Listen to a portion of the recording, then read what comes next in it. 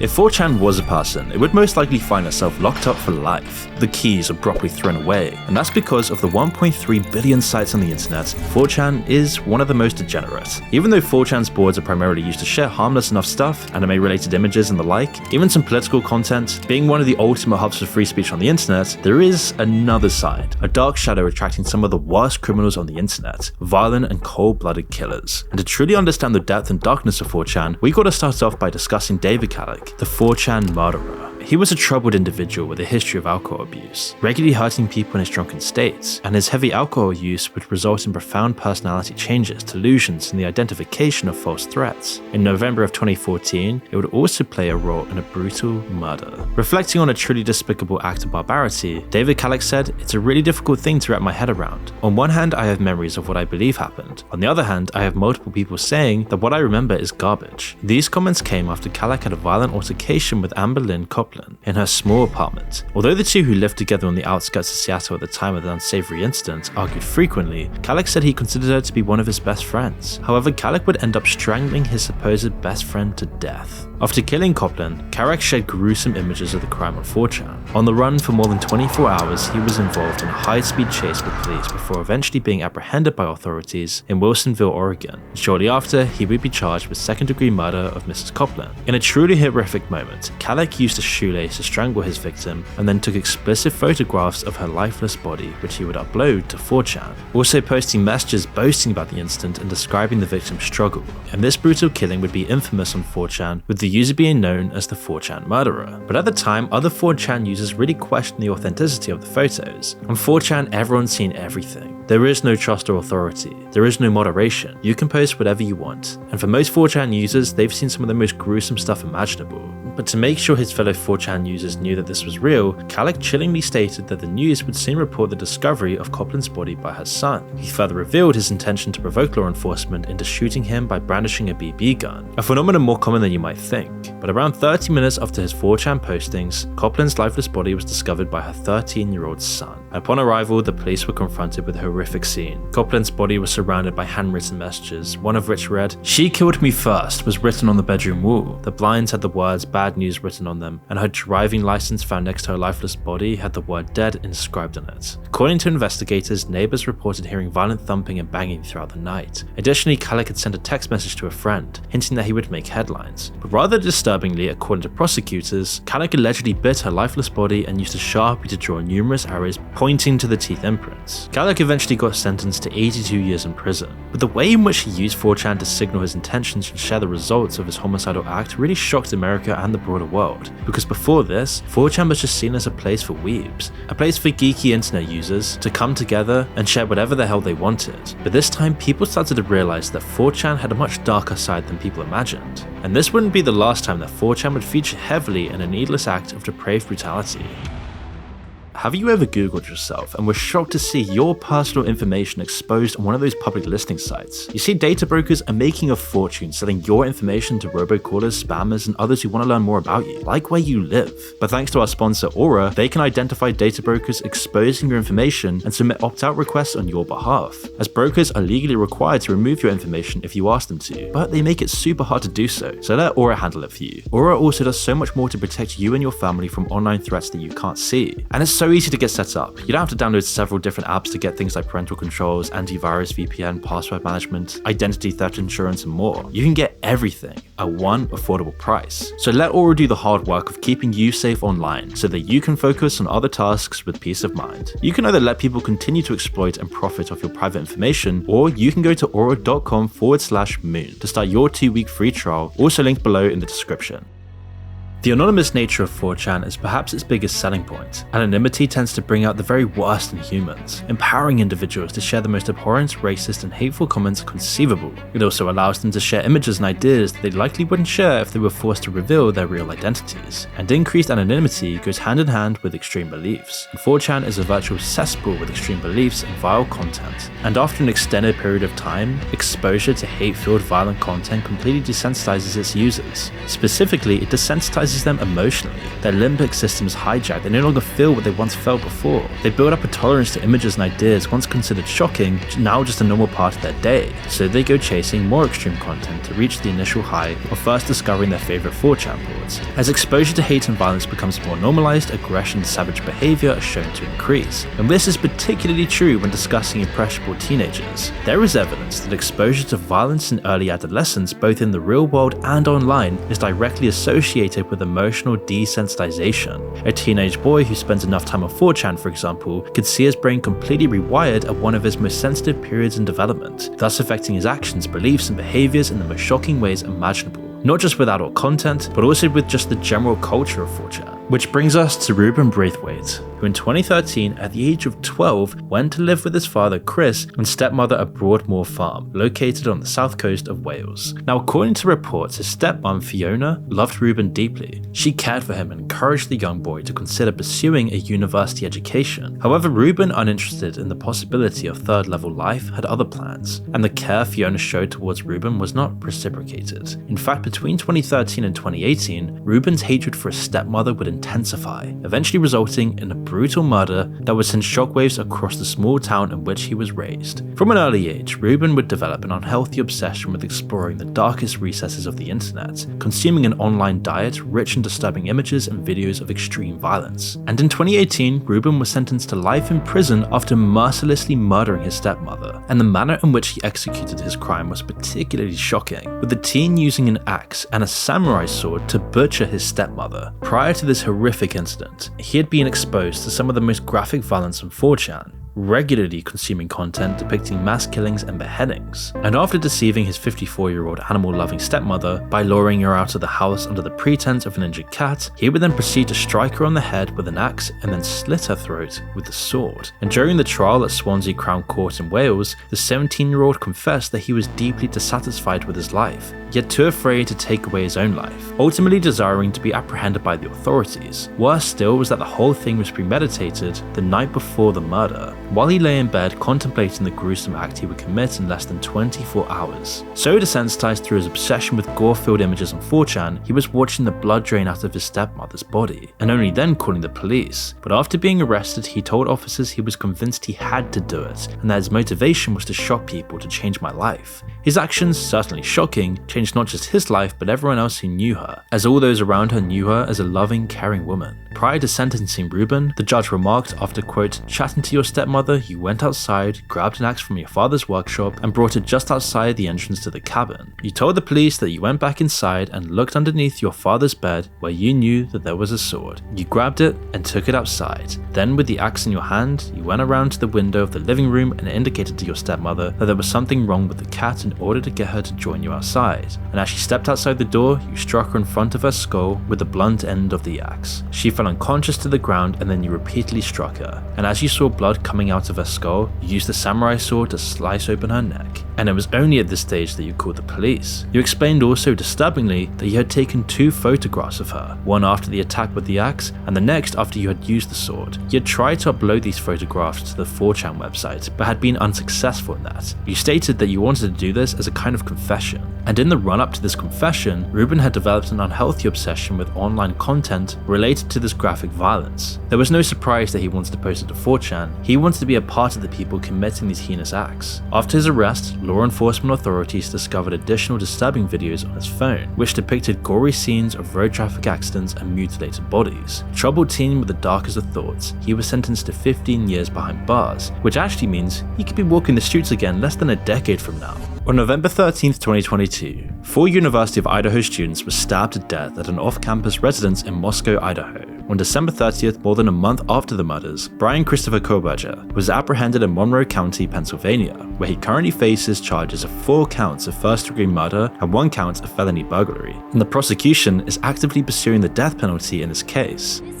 Prosecutors say they will pursue the death penalty for Brian Koberger, the suspect in the gruesome murders of 4 University of Idaho students last fall. But one strange thing, like all of these people, was that Brian shared an intimate history with 4chan. But to understand why he did this, and why he was connected to 4chan, we need to understand his psychology. You see, the 29-year-old was always known as a weird oddball. He'd always suffered with drug addictions, and was actually arrested in 2014 for theft. A notorious loner, Brian, according to a former FBI investigator, may have committed his crimes as a way of asserting his dominance, the dominance he felt he lacked, with the investigators believing that the brutality of the crime and his long history of interpersonal problems may have provided some insight into his motive, as well as the development of an incel complex. According to one of his friends, he was regularly ghosted by females, and this would leave him feeling frustrated, but he exhibited a number of incel-like tendencies. The thing we talk about a lot, the dating scene, it just got kind of just really hard, but he was just having a time, getting ghosted a lot, talking to a girl and then wondering, oh, why didn't she text back ever? I think he just felt frustrated is just the biggest word. Now, 4chan has, as many of you may know, been a safe haven for incels, a place for involuntary celibates who can't get sex to come together to hate women, and it seems even discuss murdering members of the opposite sex. As Vase Holly expertly outlined, prior to his arrest, Brian actually discussed his slayings on the controversial platform, and this would eventually lead him to getting caught, because as many criminal psychologists know, killers will often revisit the scene of their crimes, as it's been theorized by scholars of human behavior that guilt may actually play a role in such completely counterintuitive behavior. Individuals may revisit the scene due to an underlying desire to be apprehended. This notion can be traced back to the writings of Sigmund Freud, who explored the concept of an unconscious longing for capture and punishment. Ego may also play a role. In this digital era, it seems, discussing one's crimes on an anonymous message board has become the modern equivalent of revisiting the scene of the crime. And where better to discuss mindless acts of murder than 4chan? Brian, who rather ironically has a PhD in criminal psychology, couldn't help himself from scattering digital breadcrumbs. Whether driven by guilt, inflated ego, or a combination of both, his lack of restraint resulted in his downfall. And not only did the 4chan poster know intimate details relating to the crime, the kind of details that only police officers would know, they also disclosed the location where they were hiding out, Pennsylvania. And this is exactly where Brian was discovered and arrested. As Holly also discusses, when apprehended, Brian just happened to be on 4chan at the time, posting gruesome details about the crimes he had committed. Everything on 4chan, insists Holly, is monitored very closely by the feds, and this is almost certainly true, and not necessarily something that we should celebrate. However, on this occasion, their work did pay off, and Brian, a disturbed individual with an unsettling history, was eventually apprehended. Although 4chan attracts cold-blooded killers, it also attracts criminals of a different nature, including fraudsters and exploitative opportunists. With that being said, let's discuss the 4chan coupon criminal. You've no doubt heard of extreme sports, activities like skydiving and bungee jumping, but what about extreme couponing? This less strenuous activity sees individuals combine shopping skills with couponing. The goal is simple: to save as much money as possible while accumulating the most goods and services possible. And in 2011, Lucas Henderson, then a student studying computer security at the Rochester Institute of Technology in New York, was apprehended for allegedly distributing counterfeit internet coupons on 4chan. Henderson voluntarily surrendered himself to federal court and stood accused of producing fake coupons worth hundreds of thousands of dollars for various products, including Tide detergents and Sony's PlayStation. The US Department of Justice stated in a press release that Henderson's actions resulted in significant financial losses for retailers and manufacturers who honored the coupons. Henderson, then only 22, faced numerous charges including wire fraud and counterfeiting, which carry a maximum prison sentence of 30 years. According to FBI Special Agent Andre Cesario,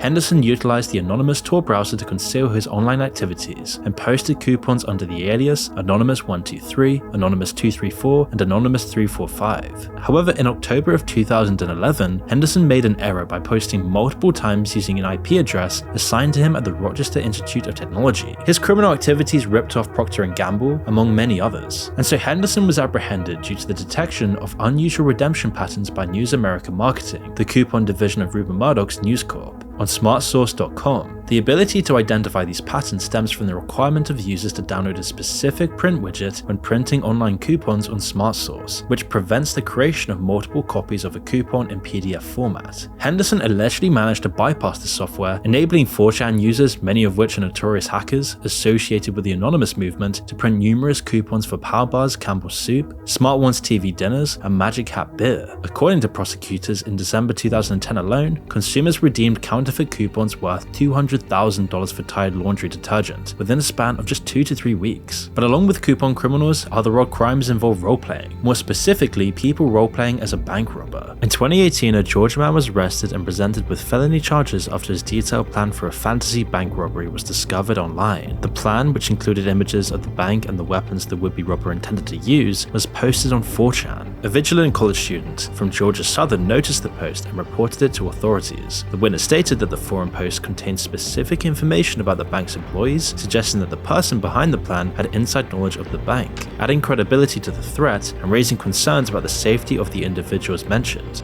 In his post online, Tristan Gonzalez had very specific details about the bank behind me, including descriptions of some of the employees inside and how he was going to escape. When it came to the postings, there was specific information about people who were employed at the bank that I guess lends credibility and suggests to the end user or reader that this person's been in that bank and interacted with those individuals.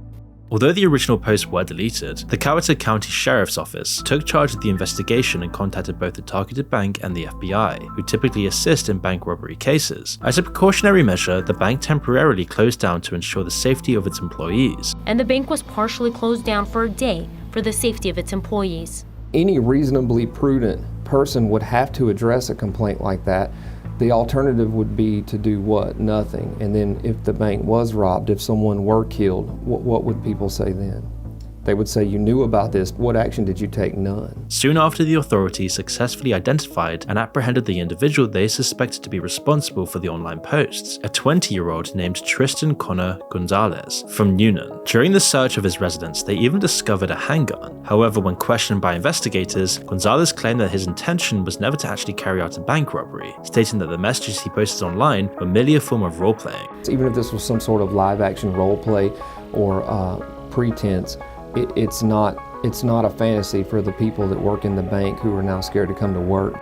Despite Gonzalez's explanation, the investigators deemed the plans outlined in the post to be detailed enough to warrant charging him with 2 felonies: attempted robbery with a firearm and making terroristic threats, as well as a non-felony charge of criminal attempt. Although you would be forgiven for thinking otherwise, not everyone on 4chan is a degenerate loser with a penchant for criminal behavior. Some have actually used the controversial site for good to dish out their own form of vigilant justice. In China, there's a name for anonymous internet users who actively hunt down suspected criminals: human flesh search engines. And 4chan has its own set of human flesh search engines, and they are excellent at doing the very thing some police officers sometimes fail to do: identify dangerous criminals. And on that note, I want to introduce you to the 4chan cat lady. In 2014, a truly disturbing video started doing the rounds, where it showed a woman by the name of Mary Bale in Coventry, England, petting a cat, very much alive, before picking it up and throwing it in the trash. Soon after her disgraceful behavior, the woman was under police protection. But what happened between the dumping of the cat and the police officer standing outside her home? Well, this is where 4chan flesh engines come into play. Shortly after the video went viral, the 4chan community swiftly embarked on a mission to locate and ruin the life of the woman involved. The exact time frame is unclear, but it didn't take long for them to identify her. However, their efforts didn't stop there. They managed to uncover her workplace and proceeded to publicly disclose her boss's name and contact information. Additionally, they discovered her residential address and even shared a Google map pinpointing its location. To make matters worse, they even found her Facebook profile as well, and due to the concerning suggestions made regarding what should be done with this information, the local authorities intervened and assisted her in her hiding. This precautionary measure was certainly a wise decision, and it is worth noting that this was not the first instance where 4chan users had rallied to protect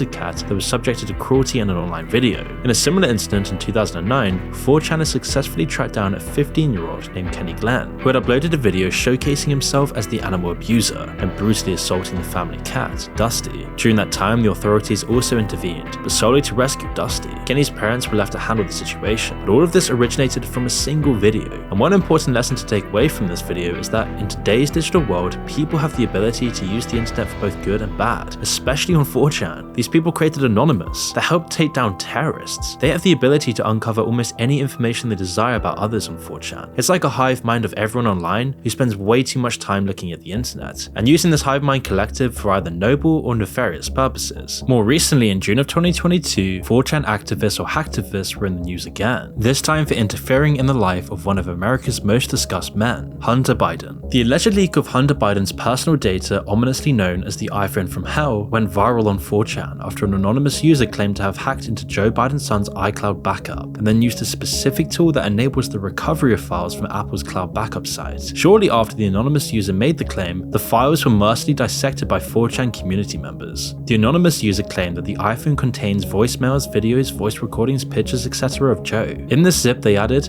are 2 folders, one for an iPad and the other for iPhone backup. The post was accompanied by several screenshots that displayed the interface of a tool called iPhone Backup Extractor, which allows users to recover misplaced and/or lost iPhone messages, photos, calendars, contacts, notes, locations, and data from the iPhone backups and iCloud. The 4chan revelation came 2 years after the New York Post obtained a copy of a laptop belonging to Hunter from a Delaware-based repair shop. The laptop allegedly contained emails between Hunter and his father, then Vice President of the US, and photos of the 53-year-old smoking crack and having sex with hookers. The takeaway message here though is simple. If 4chan users want to nail you, they eventually will, and when they do, who knows what these guys are gonna do next. But 4chan isn't evil per se, it is a beacon of free speech, and it should be protected, but then again, some of the worst people imaginable are its favorite users.